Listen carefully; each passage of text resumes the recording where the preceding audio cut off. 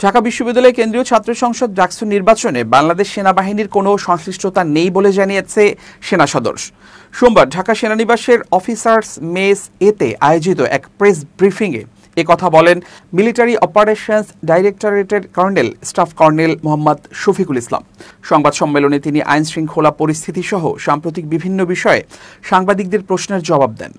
ডাকসু নির্বাচনকে কেন্দ্র করে সামাজিক যোগাযোগ মাধ্যমে বিভিন্ন তথ্য ছড়ানো হচ্ছে, এটা বন্ধ করতে সেনাবাহিনী কোনো পদক্ষেপ নেবে কিনা এবং আগামীকালের ভোট যেন অবাধ ও সুষ্ঠু হয় সেক্ষেত্রে সেনাবাহিনী কী ভূমিকা রাখবে প্রশ্ন করা হলে মোহাম্মদ শফিকুল ইসলাম বলেন, ডাকসু নির্বাচনের সঙ্গে সেনাবাহিনীর কোনো সংশ্লিষ্টতা নেই।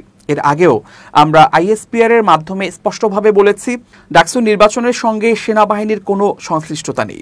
তবুও কিছু স্বার্থান্বেষী মহল প্রোপাগান্ডা করার চেষ্টা করছে, কিন্তু এই প্রোপাগান্ডা করে খুব একটা সুবিধা করতে পারবে না। এই নির্বাচনে যারা অংশগ্রহণ করছে আমরা সবার মঙ্গল কামনা করি। এই নির্বাচনের মাধ্যমে একটি সুস্থ পরিবেশে গণতন্ত্র চর্চা হোক, আমরা এটাই চাই এবং নির্বাচনের চর্চা হোক, এটাই চাই, বলেন মোহাম্মদ শফিকুল ইসলাম।